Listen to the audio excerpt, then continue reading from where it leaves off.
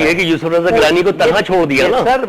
یہ کیس صرف توہین عدالت کا نہیں ہے, یہ توہین مملکت پاکستان. آپ تھوڑی دیر پریزیڈنشل امیونٹی کو آپ کہاں لے کے جائیں گے سر؟ میں یہ سمجھنا چاہ رہا ہوں. کو سوچیں دنیا میں ہمارا کتنا بڑا تمسخر اڑایا جا رہا ہے کہ ہمارے صدر کے خلاف چارج ہے منی لانڈرنگ کا, ہمارے وزیر اعظم کنوکٹ فار کنٹمپٹ, ان کے بے شمار رفقہ کار نیب زدہ یا این آر او زدہ. کیا ملک کا امیج کیا بنتا ہے؟ Are the rulers not saying کہ we want to reduce Pakistan into a banana republic?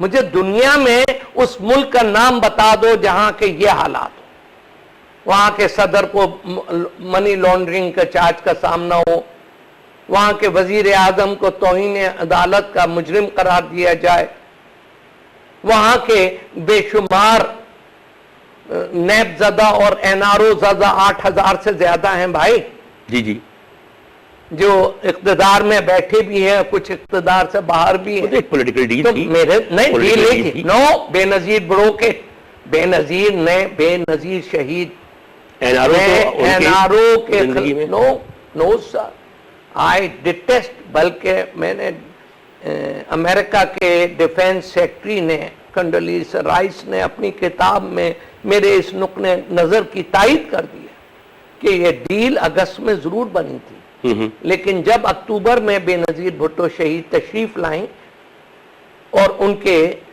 جلوس پر بم برسائے گئے, سوئسائڈ بم ہوئی اور ان پر پانی پھیر دیا پرویز مشرف نے جان بوجھ کر, جائے وقوع چاہے کراچی کی ہو 18 اکتوبر کی, چاہے 27 دسمبر کی ہو پنڈی کی, جان بوجھ کے پانی پھیر دیا. بے نظیر بھٹو صاحبہ نے تو لانگ مارچ نکالنے کا عہد کیا. انہوں نے پرویز مشرف کو ایک لمحے برداشت کرنے کو تیار نہیں تھی. کہاں کی ڈیل, کہاں کا سودا؟ بے نظیر یہ تو بینیفیشری وہ نکلے ہیں جو کہ بے نظیر بھٹو کی شہادت کے طفیل میں حلبے مانڈے اڑا رہے ہیں اور تمام تر مراد حاصل کر رہے ہیں. بھائی بے نظیر بھٹو شہید نے اگر ڈیل کی ہوتی تو وہ افتخار چودھری کے گھر پر جا کے وہ تاریخ ساز تقریر نہیں کرتی کہ افتخار چودھری صاحب I want to see the flag of Pakistan hoisted on your house. یہ کمٹمنٹ تھی بے نظیر بھٹو شہید کی. اگر وہ ڈیل پر رہ رہی ہوتی تو وہ پرویز مشرف کے خلاف لانگ مارچ کیوں نکال رہی ہوتی؟ چلیے بھائی یہ سب بکواس. بے نظیر بھٹو شہید نے پرویز مشرف سے کوئی فائدہ نہیں اٹھایا, کسی قسم کا نہ مالی نہ کسی اور قسم کی مراعات حاصل کی. ہاں یہ ان کی تدبر اور فہم تھا کہ وہ پاکستان آنا چاہتی تھیں اور اس کے لیے عوام سے ملنے کے لیے, ورکرز کو لیڈ کرنے کے لیے وہ انہوں نے بھی کچھ اپنی حکمت عملی اپنائی, اپنے مفاد میں نہیں پاکستان کے مفاد میں.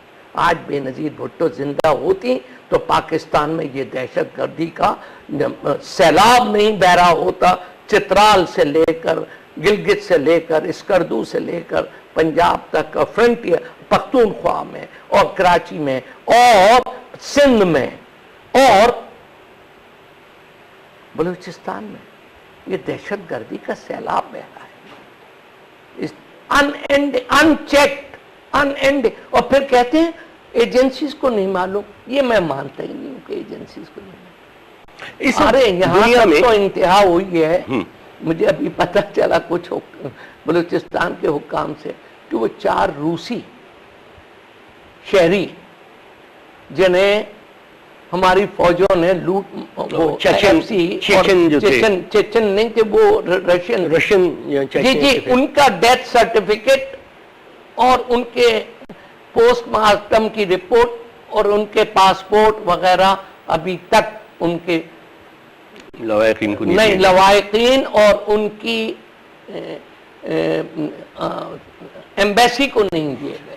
ابھی تک نہیں دیے گئے. ان جس ڈاکٹر نے قتل ناحق اس کی رپورٹ تک نہیں دی گئی ہے. جس ڈاکٹر نے ان کا پوسٹ مارٹم کر کے رپورٹ دی تھی اس کو بھی زندہ نہیں چھوڑا گیا. زندہ نہیں چھوڑا گیا. میرا صرف یہ کہنا ہے بھائی یہ اداروں کی لڑائی عدلیہ نے نہیں شروع کی. میں اس پروپیگنڈے مکروہ پروپیگنڈے کی شدید مذمت کرتا ہوں. یہ انتظامیہ یا گورنمنٹ کے حمایتی لوگ اپنے ذاتی مقاصد کو حاصل کرنے کے لیے عدلیہ پر آج الزام لگا ہوا ہے کہ یہ دونوں نے کیا. نہیں, دونوں نے نہیں کیا.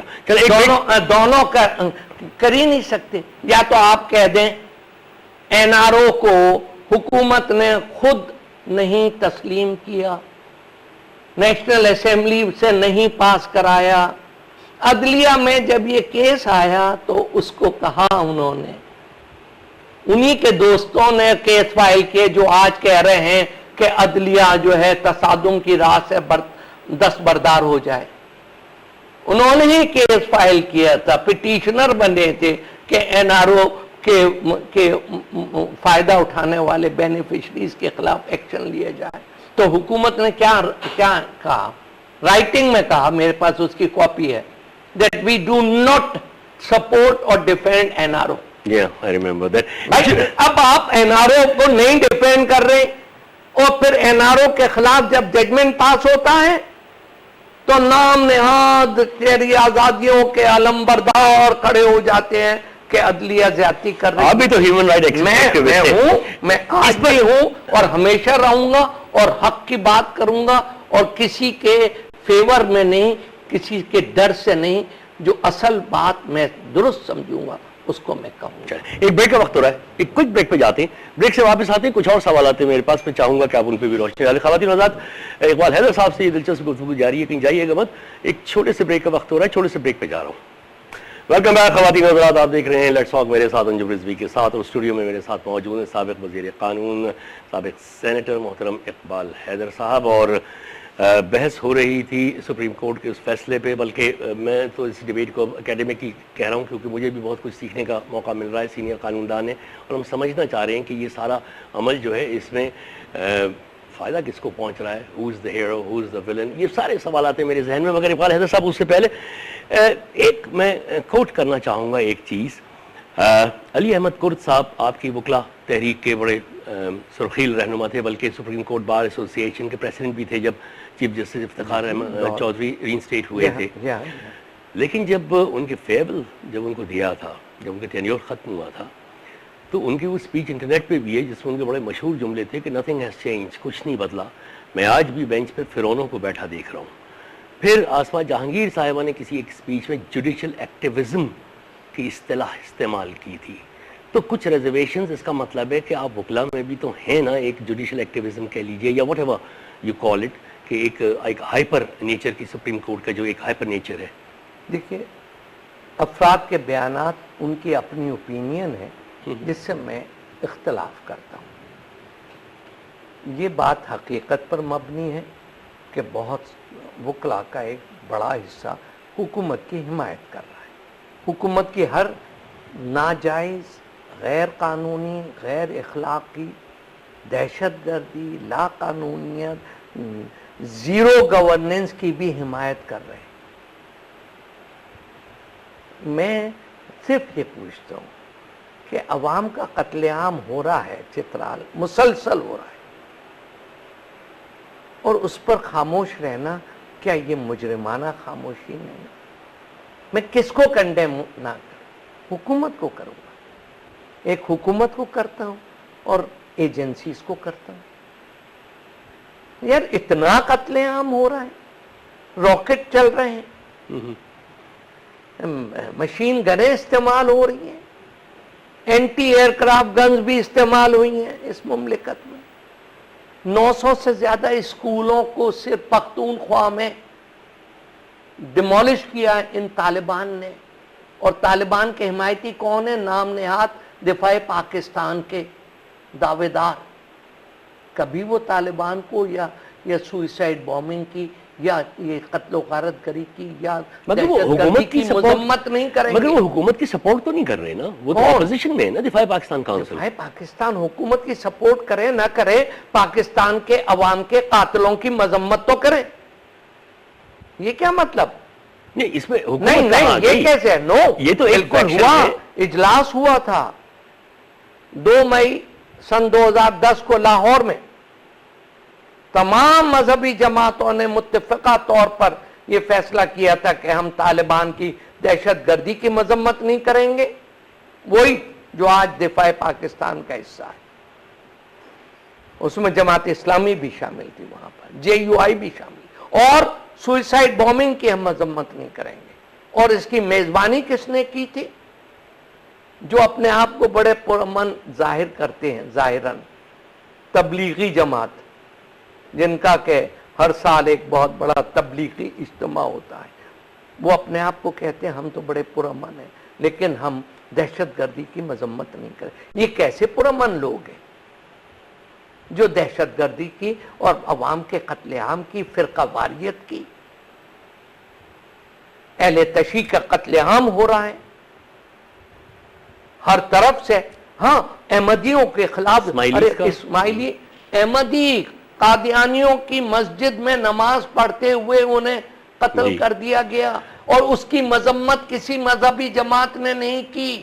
یہ کون سا اسلام تمہیں اجازت دیتا ہے کہ قادیانیوں کے مسجد کے اوپر نمازیوں کو, وہ ان کا اللہ جانے عبادت ہے, عبادت گاہ ہے. آپ ہندو کی بھی عبادت گاہ پر نہیں کر سکتے, آپ کسی کی عبادت, یہودی کی عبادت گاہ پر بھی حملہ نہیں کر سکتے. یہ کس نے آپ کو اجازت دی ہے؟ اس پر جو لوگ لب کشائی نہیں کریں گے اور اس کی مذمت نہیں کریں گے, میں ان کو کہتا ہوں ان دہشت گردوں کا حمایتی, ہم نوا اور سپورٹر.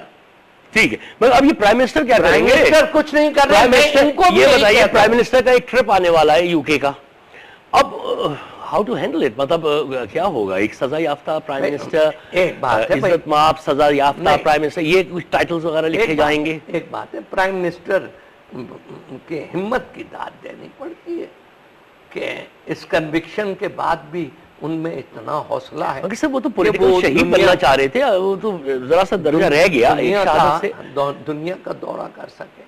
ہمیں تو یہ شک ہے, میری جینونلی یہ خوف ہے, خطرہ ہے, خدشہ ہے کہ کہیں اپیل میں یہ جو شارٹ آرڈر ہے یا اس کا لانگ آرڈر جب آئے گا کنوکشن کا, مجھے خدشہ ہے کہ وہ سیٹ اسائیڈ ہو جائے گا. یہ آج میرا جملہ یعنی بالکل تمام جو توہین عدالت کی کارروائی کا عمل ہے, پروسیڈنگز ہے, مجھے حیرانگی نہیں ہوگی اگر جو اپیل کا حق ہے, بالکل صحیح کہتے ہیں اعتزاز احسن, انہیں اپیل کا حق. ذرا یہاں رکیے, میں ذرا دوبارہ سمجھنا چاہ رہا ہوں. دیکھیے, کنٹیمپٹ آف کورٹ میں سزا مل گئی, چاہے وہ 1 منٹ کی ہو یا 1 سیکنڈ کی ہو, سزا تو سزا ہوتی ہے. اچھا وہ مل گئی, اپیل کا رائٹ ہے, اپیل میں گئے. اب آپ یہ کہہ رہے ہیں کہ یہ اپیل میں ممکن ہے, آپ کی ریڈنگ یہ کہہ رہی ہے کہ یعنی میرا اسسمنٹ ہے کہ یہ اپیل میں اعتزاز احسن شاید جیت جائیں گے. نہیں کیا مطلب یہ سزا واپس ہو جائے گی؟ اگر جیتنے کا مطلب یہ ہوگا کہ اگر یہ ججمنٹ سیٹ اسائیڈ ہوتا ہے short order along with the long order, جی تو اس کا مطلب یہی ہے کہ تمام کارروائی نل اینڈ وائڈ, مطلب پھر سے no lawful effect. تو پھر یہ اتنی ایکسرسائز کیوں ہوئی 3 مہینے سے؟ بس میڈیا کو بھی انوالو کیے رکھا, عوام کو بھی انوالو کیے رکھا. اللہ کرے سے میرے خدشات غلط ہوں, میرا بنیاد آپ کی بنیاد تو کوئی ہوگی نا. میں نے بہت سارے نکات اس پروسیڈنگ میں نوٹ کیے ہیں, اچھا, جن میں کافی وزن ہے. اچھا, اپیل میں اس پہ بحث ہوگی؟ اپیل میں اس پر بحث ہوگی, اور اگر اپیل ڈسمس بھی ہو جاتی ہے تو اعتزاز احسن ریویو کا حق بھی نہیں چھوڑے گا. اچھا, پتہ نہیں کتنے دن لگتے ہیں اپیل کی سنوائی میں. اس کے بعد پھر ریویو 4 مہینے تو ہو گئے نا، جنوری سے لے کر اپریل تک صرف فیصلہ تو اب آیا نا، اب آئے گا